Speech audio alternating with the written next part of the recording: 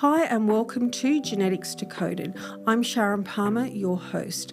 Please note that the information that we're going to present here is not for medical advice. What I'm trying to give you is some real knowledge around your health, around your genetics, so you can get much better insight and therefore make much better decisions.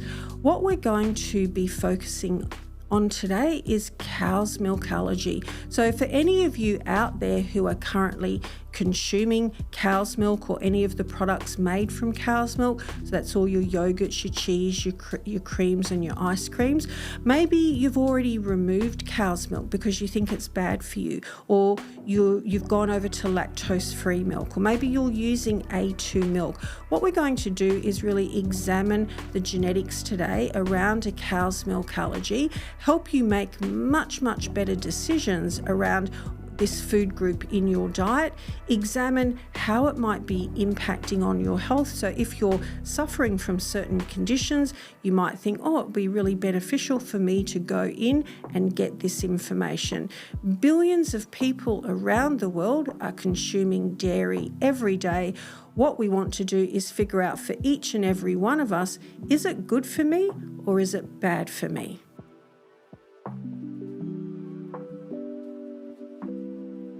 I'm going to start today by asking you two questions.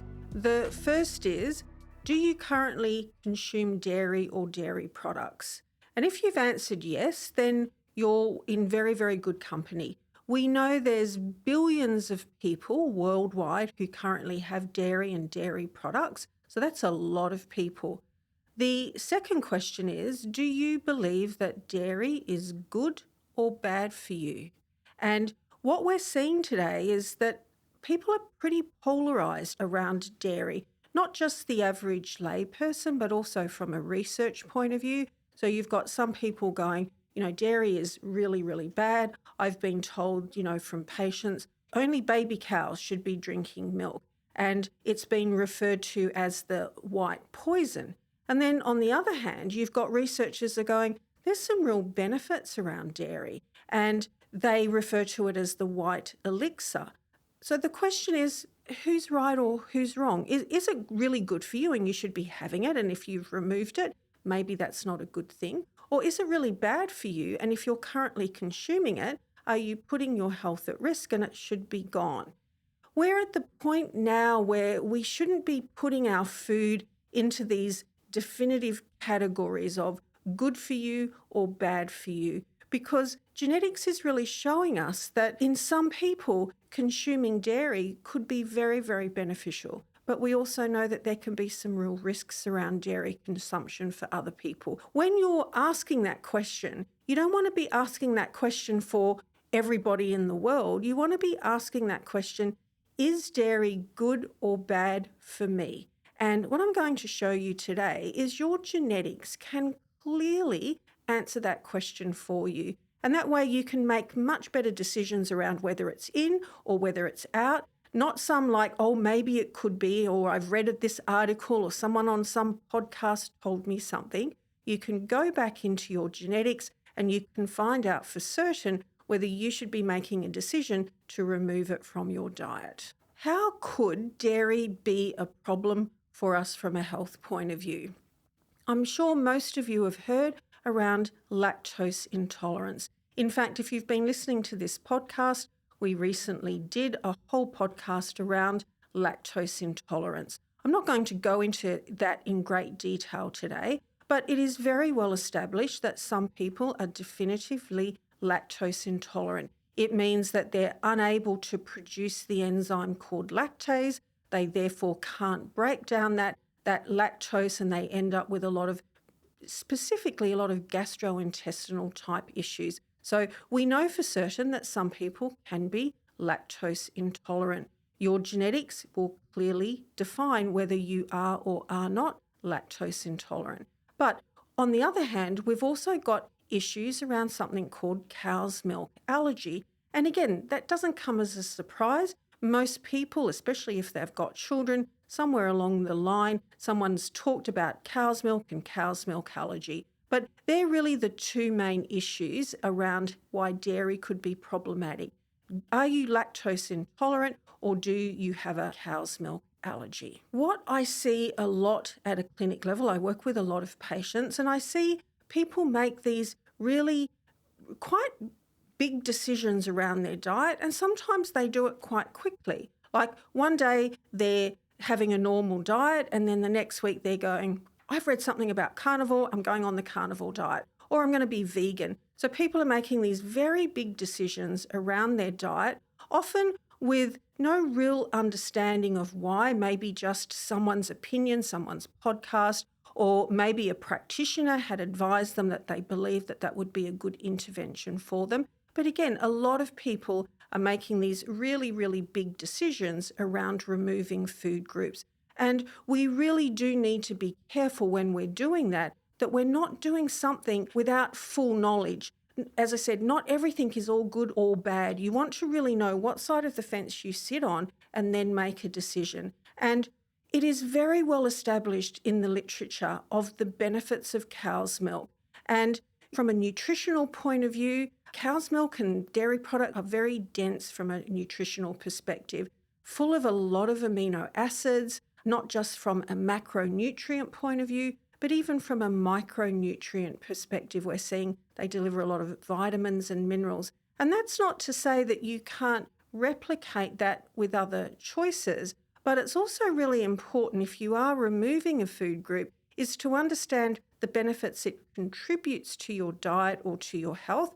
And then if you remove it, you make sure you're replicating those benefits or those nutrients in other choices that you make. And that's, again, what I see at a clinic level is people make these choices and they don't think really clearly about it. Am I going to become deficient in this key nutrient because I've stripped this out of my diet and I haven't put something back in that will deliver that? And again, you don't want to be making those decisions because removing certain nutrients may put your health at risk in ways that you didn't even realize at that point. Besides it being, from a nutritional point of view, a really important food group, we know that cow's milk has quite a lot of other benefits through the body. We see that it has impact around modulating and supporting the immune system. It has both antibacterial and antiviral components. We can see that it can be anti-inflammatory through some pathways and even function as an antioxidant, supporting our ability to make glutathione. And these are not just my opinions. The research is very clear around some of the benefits of dairy. But we now know, based on genetics, that there can be real risk factors around lactose intolerance and cow's milk allergy. What you can do now is make a very informed decision and make sure that you're supporting your health and not undermining it. If we look at cow's milk allergy, is it something that a lot of people are suffering from, or is it something so obscure that only a few people are going to suffer, so what does it really matter? But if we look at the prevalence of cow's milk allergy, it really is up there when we look at food intolerances. If we look at the number of people who suffer from food intolerance in general, 40% of them have a cow's milk allergy. So it's very, very prevalent. If you're trying to establish whether you do have any reaction or sensitivities to food, your reaction to cow's milk should be certainly in your top 3. It's something that you really do want to go in and screen for. What is a cow's milk allergy? So it's really easy to say, I have a cow's milk allergy, but what does that really mean from a pathophysiology point of view? A cow's milk allergy is an immune reaction to the proteins in cow's milk. So it means that your immune system is reacting to a number of those proteins in cow's milk. If we look at how many proteins are in cow's milk, there's about 200, which is quite a lot. But your immune system isn't going to react to all of those. Of that 200, there's about 30 where there's this risk of this allergic reaction to them. So there's about 30 different proteins in cow's milk that we can potentially react to. Now, as an individual, we can be reacting to different proteins in cow's milk. So what you're reacting to may be different to what your mate's reacting to. We know that you can react to multiple proteins. So you might be reacting to 3 or 4, but it's unusual for it to be just one. And we know that the way that the immune system reacts to these proteins in cow's milk is kind of in 2 main categories. We have what's called this IgE mediated response. So IgE is really that allergic part of the immune system. And we're usually pretty aware of it when our IgE system responds. This is where almost immediately or within an hour or two of consuming a food that you will go, oh gosh, where did that rash come from? Or it's triggered my asthma, or, my nose starts running, or I begin to cough. It doesn't take long and it's pretty easy. You think, every time I drink this, almost straight away or within an hour or two, I get these symptoms. So that's an IgE mediated response. We can also have a non-IgE mediated response. So the immune system responds really, really differently. And this can be much, much harder to pinpoint because non-IgE mediated immune responses may happen days or weeks after the event, especially if you're trying to figure something out around, am I reacting to cow's milk? And you have a glass of milk and you think, nothing happened today, can't be a problem. And then a week later, you get some issues around your health. There is no way that you're going to tie that something that happened a week later back into that glass of milk that you had. So non-IgA mediated immune responses are much, much harder to pinpoint and to isolate.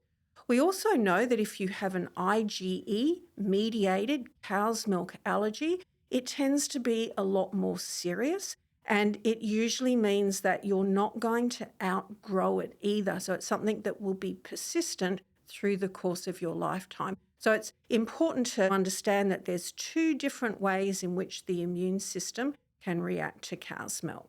We're going to have a bit of a more in-depth look at the proteins in cow's milk.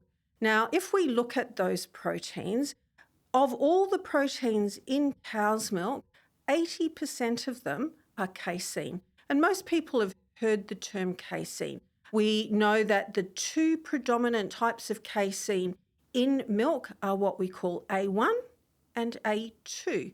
And for a lot of you, that will trigger, you're like, I've heard about A2, or maybe I've bought some A2 milk because someone told me it's better about my health. Or I go into the supermarket and I see that I can buy some A2 milk and everyone's told me that it's better, but when I look at how much it costs, I go, I don't know if I'm going to buy that. And so, again, a lot of people have heard of A2, but not even realizing what it is. It really is just one of the main proteins in cow's milk. Then we have whey.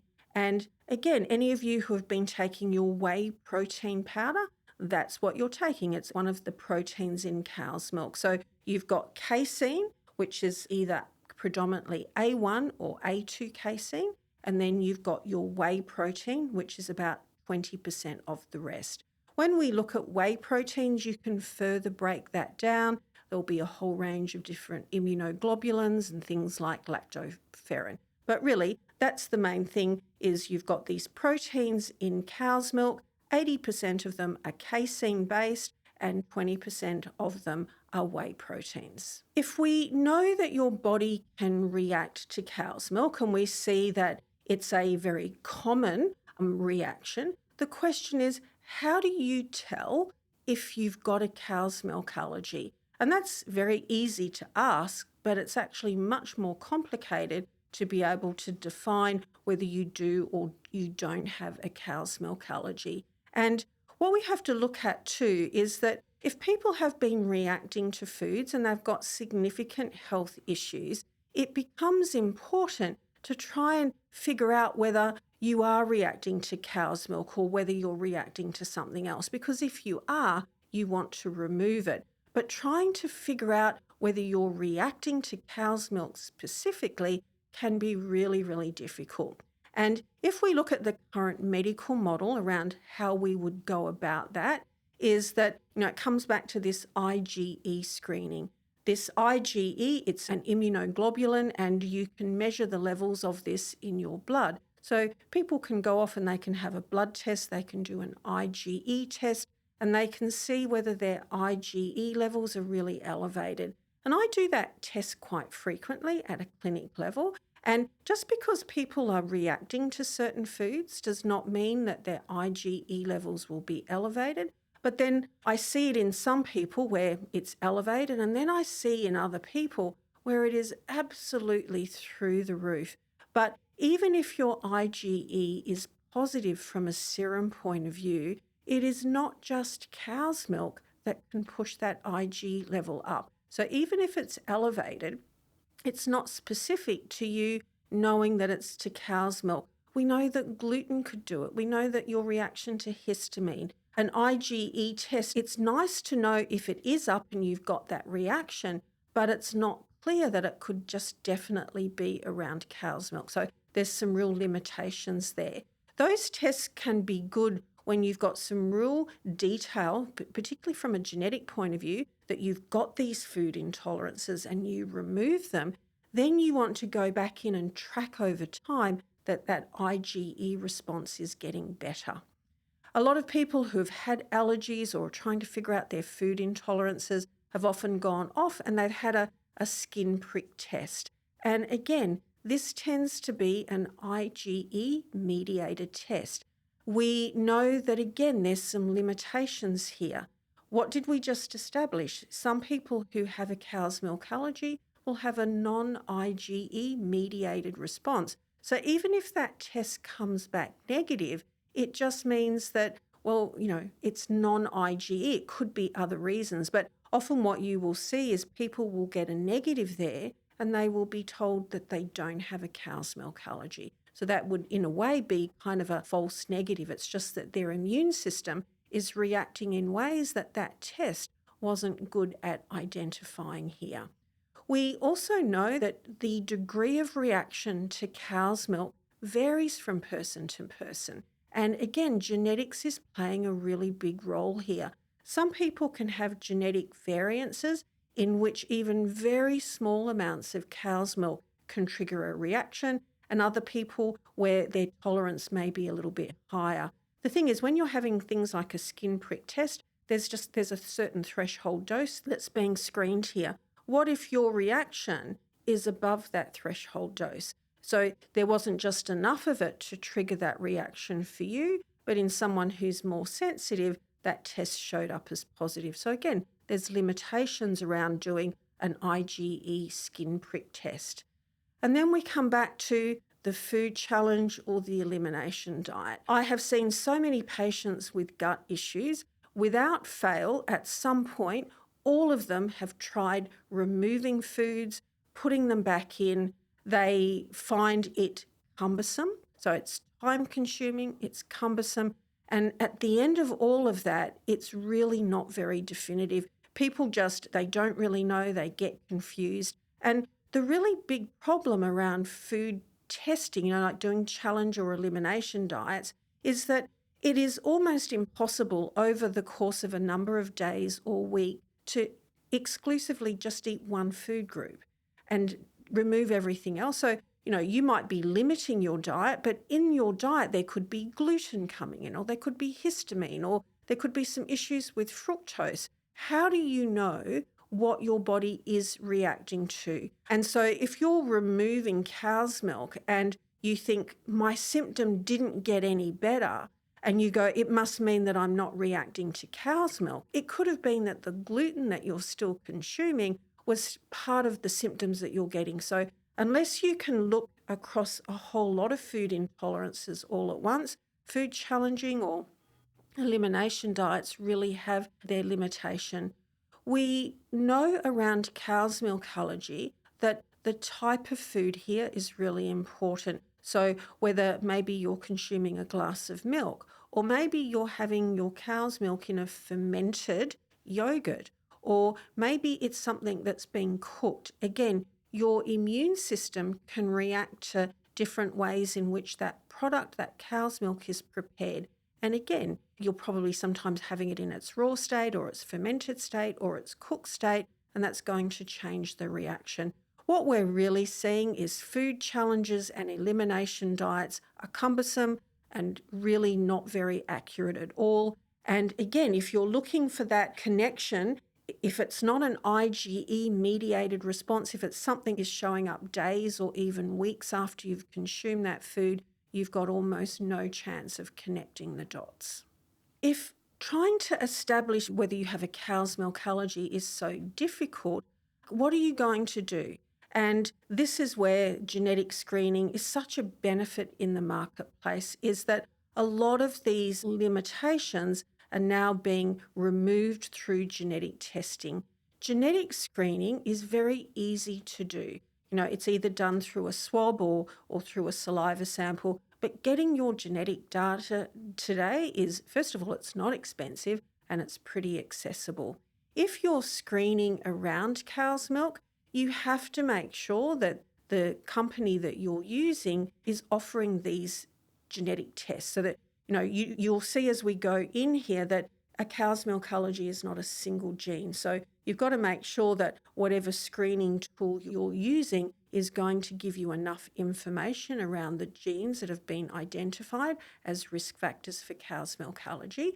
But really, doing it is very simple and easy these days and much more accurate as well. You have to think that in people who have, and for some people, they have really severe cow's milk allergies. They end up with this very acute anaphylactic response. And in some people, that can be life-threatening.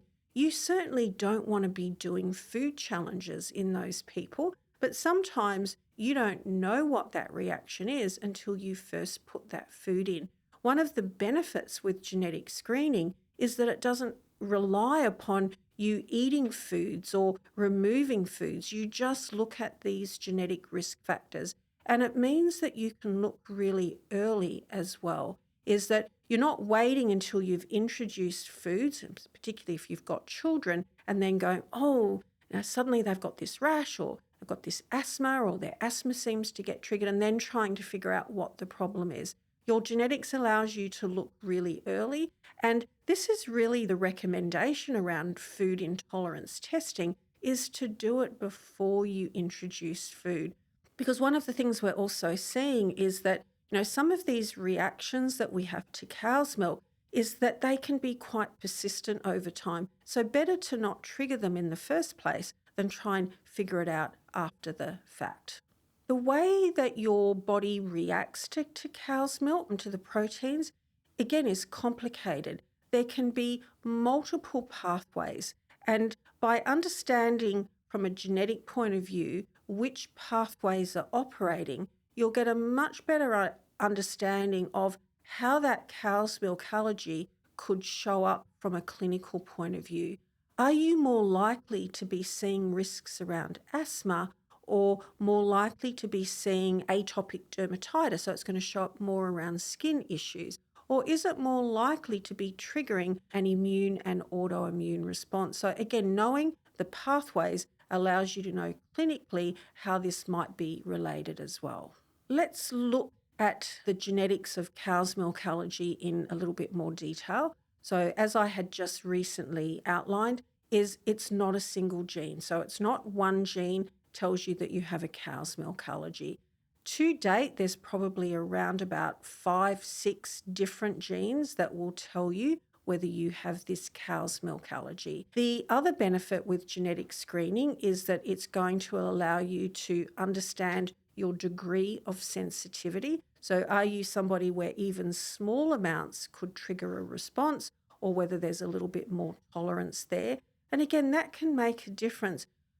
It's so easy to say, oh, just remove that food group. It is much, much harder to put that into practice. Now, when you're sitting in your own home and you're completely in control of what goes into your food, then you've got more of a chance of really removing those foods. But if you're buying foods that are already pre-prepared, then you've got to go through and you've got to look at labels. And, the thing with cow's milk is that it's not just if you're drinking a glass of milk or you're eating some yogurt or some cheese or your ice creams.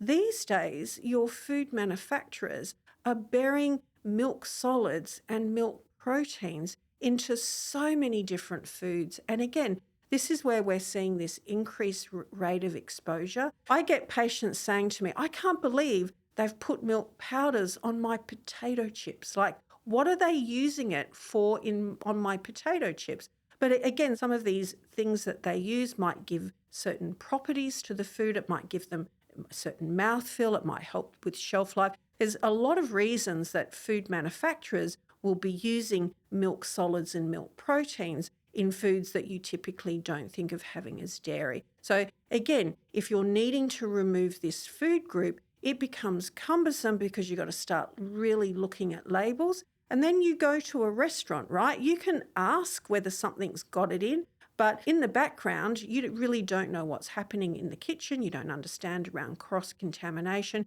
So it can be really, really cumbersome putting your food intolerances into practice. And the thing is, if you know that you are really, really sensitive, then you've got to be a lot more vigilant around what you're doing.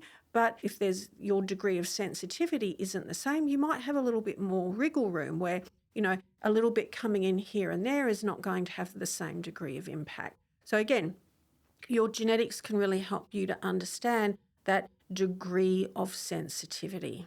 The way that the immune system responds from a cow's milk allergy point of view is predominantly around triggering immune responses and triggering inflammatory responses. From a health point of view, from a clinical point of view, if you currently have asthma or you had asthma as a child or there's a family history of asthma, you really do want to go in and screen for cow's milk allergy. There's a particular gene called TLR6. It's called toll-like receptor 6, and it is this particular gene where we see a very strong correlation between risk of developing asthma or the severity of asthma and intake of cow's milk. And again, asthma can be really, really serious. People still die from asthma on a regular basis. And I would say for anyone who's got a family history of asthma and have young children is to go in and screen around cow's milk allergy, preferably before you introduce cow's milk into the diet, but again, as early as possible. Then we have another gene called STAT6, and this is playing a role in the degree of sensitivity. And we know that the more sensitive you are to cow's milk, the less likely it is that you're going to develop tolerance as you begin to age. So it might be something that persists through into adulthood as well. And the thing around one of the real benefits of looking at genetics here is that we know that some of the genetic risk factors for cow's milk allergy are genetic risk factors across multiple food allergies. And this is the thing that's quite alarming, and also, again, why you want to go in and look early. We know that 90% of children with a cow's milk allergy have multiple food allergies. So they're not just reacting to cow's milk, they're reacting to a whole lot of other foods as well. And this is why you want to go in and look early, because if they've got a cow's milk allergy, it's unlikely that they just have a cow's milk allergy. And we certainly see that this STAT6 gene ties into things like peanut allergy. And again, at a clinic level, if I tell people that they've got a peanut allergy, they usually get really surprised because everyone expects that a peanut allergy is anaphylactic. So if your throat is not swelling, then you're not reacting. But the reaction can be quite through other different pathways. And again, you might need to be removing cow's milk and removing peanuts out of your diet. This is the benefit of genetic screening, is you get a much bigger picture of what's happening here around food and food intolerances. We also see a set of genes called interleukin 10, and these play a really big role around our inflammatory, anti-inflammatory pathways. And again, people who have genetic variances in some of their interleukin 10 genes, these are the people who are more likely to have a persistent form of cow's milk allergy. So they're just a few of the genes. There's a number of them. But this is why, as I was saying before, you want to know what you're trying to screen for here around a cow's milk allergy. When we look at the marketplace right now, there's not a lot of people who are screening around cow's milk and casein. Lactose intolerance is much easier to get. So if you're looking to get this information, make sure you know ahead of time whether that particular genetic test is going to provide that information to you. We have seen that if you've got asthma, then you certainly want to go in and screen around a cow's milk allergy. For any of you who might be suffering from skin conditions, so eczema, psoriasis, any form of atopic dermatitis, again, very strong tie into cow's milk allergy. Go in and find out whether that's one of the drivers. We can see that there can be a whole range of gastrointestinal type symptoms associated with a cow's milk allergy. That might be around cramping, bloating, constipation, diarrhea. That's not as common with cow's milk allergy as it is for lactose intolerance, but it can still be one of the players. So again, if you've got these long-term gastrointestinal issues, go and find out whether you've got a cow's milk allergy. And for any of you who have these long-term inflammatory issues, like maybe you've been tracking your CRP, your C-reactive protein, and it's been elevated and it's not coming down, again, go in and find out if you've got a cow's milk allergy. What we are really seeing in children is in children who have been identified as having a cow's milk allergy and they've removed cow's milk, we often see a settling down of key symptoms around asthma, sinuses, skin rashes. So everyone goes, oh, okay, that's great. We removed the food and everything's gone back to normal. But what we're finding from research is that some of the inflammatory markers that have been triggered as a response to this cow's milk allergy don't settle down. They become persistent. And again, you can always use your pathology to track some of these markers, but if there's persistent inflammation in the body, it is worth going in and finding out whether cow's milk is a driver for you. At the clinic level, I'm constantly telling people, oh, you're lactose intolerant, we've got a cow's milk allergy, and maybe you're reacting to casein. And of course, getting that information is really important, but then what you've got to do is put it into practice. So what we're going to look at now is some of the behaviours that people are just implementing around dairy as a consequence of just thinking that they might be improving their health, or once they know that they have problems, people have a lot of questions around, well, what are my options here? And this is, again, why it's so important to know the big picture is, do you have a lactose intolerance issue? Do you have a cow's milk allergy? You can have either or you can have a combination of both. But knowing which one you're dealing with is going to make a really big difference as to ultimately what are the choices and your options around what you can keep in and what you can remove. One of the things I see most frequently at a clinic level is people go, no, I think I'm reacting to dairy. And they don't say I'm reacting to dairy. They go, I am lactose intolerant. And what I've done is I've switched over to lactose-free milk. Now, if you have a cow's milk allergy, switching over to lactose-free milk or lactose-free products is not going to help you.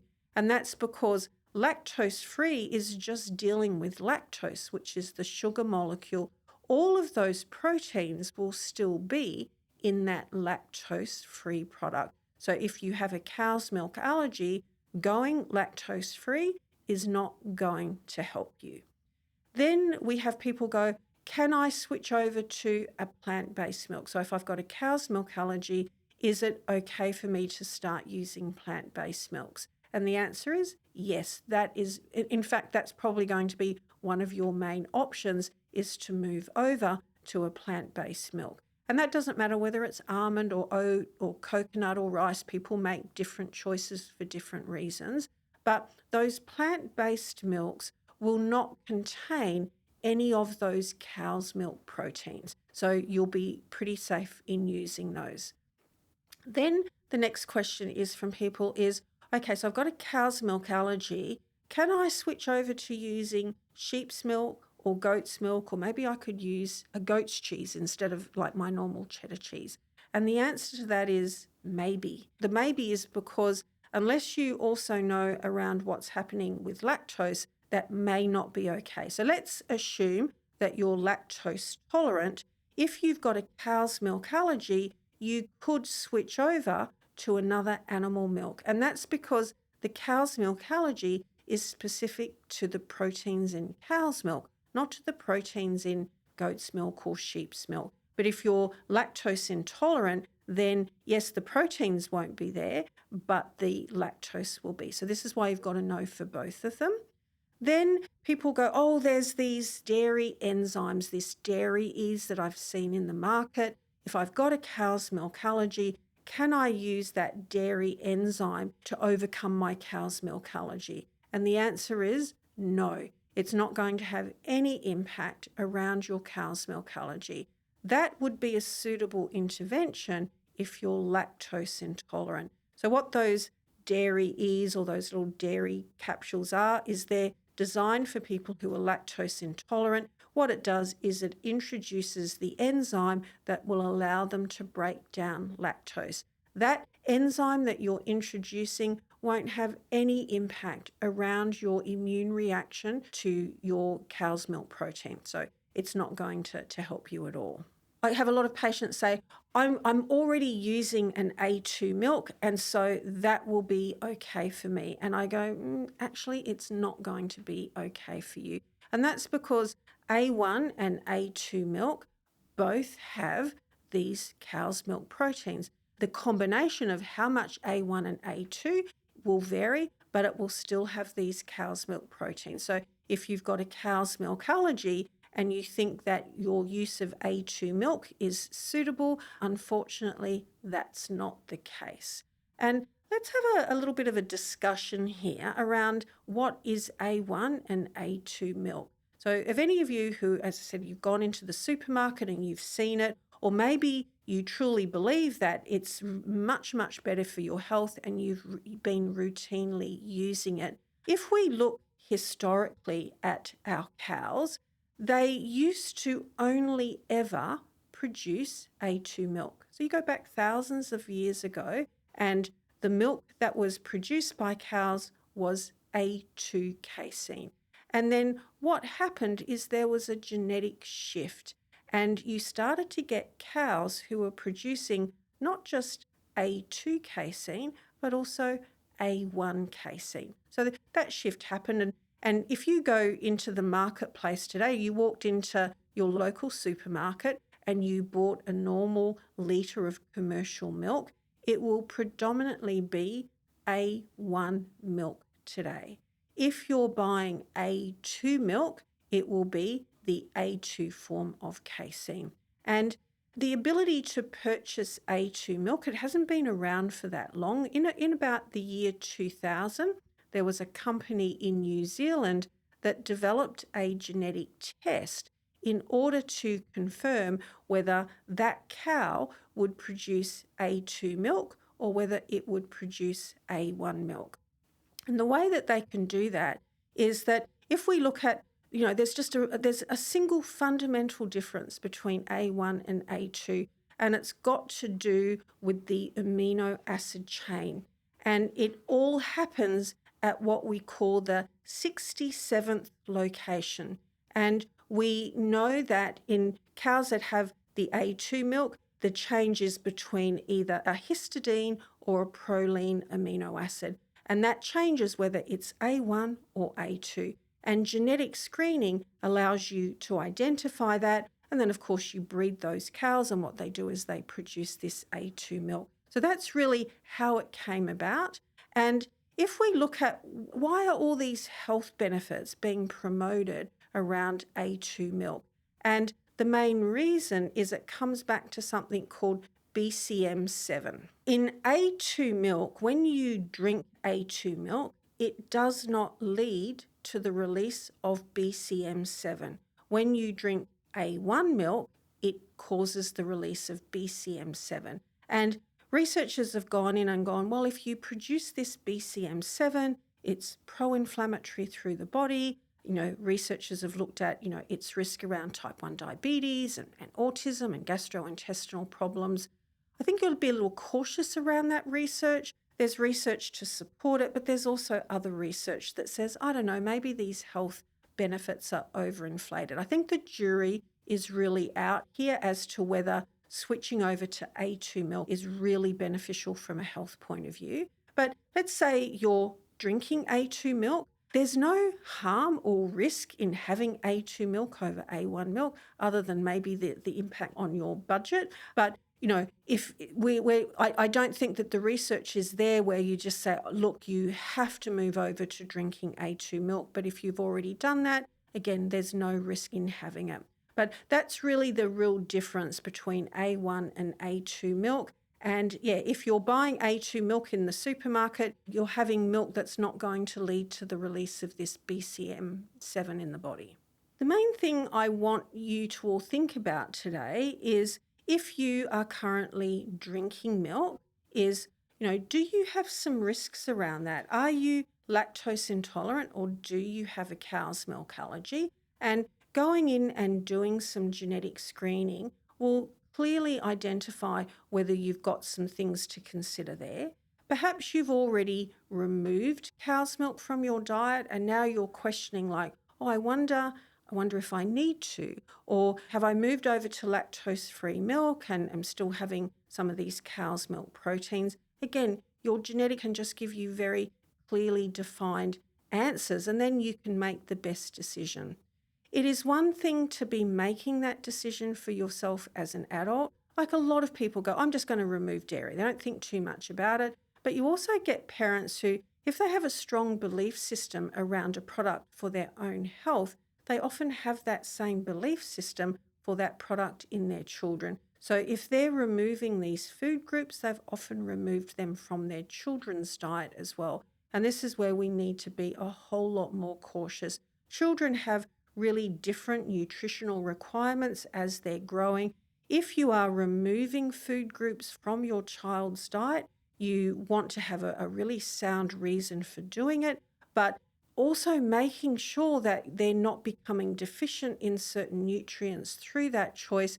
And I think it's better to be under the care of a professional at that stage to make sure that those requirements are being met.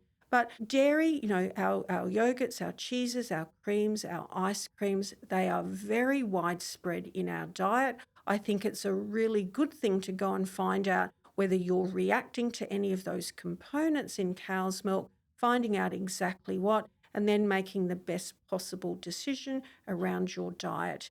If you are interested in doing some of this genetic screening, and I think at iDNA Health, we're quite advanced around what we're doing around screening for cow's milk allergy, you can always contact us through our clinic. We'd be more than happy to support you going down that pathway.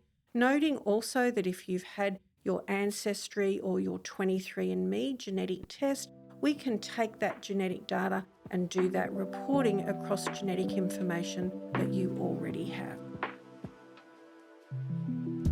Thanks for listening to the podcast today. If we've started to increase your interest around clinical genetics and you think you would like to find out a little bit more, please feel welcome to reach out to us at iDNA Health Clinic. We're proud partners of this Genetics Decoded podcast. It's a real opportunity to get in touch with us and find out how you could go down this pathway yourself. If you liked the podcast, enjoyed it today, please go in and push all the buttons, like and subscribe. It really does make a difference and supports what we're trying to do here. We have a podcast release every Monday, so keep a watch out.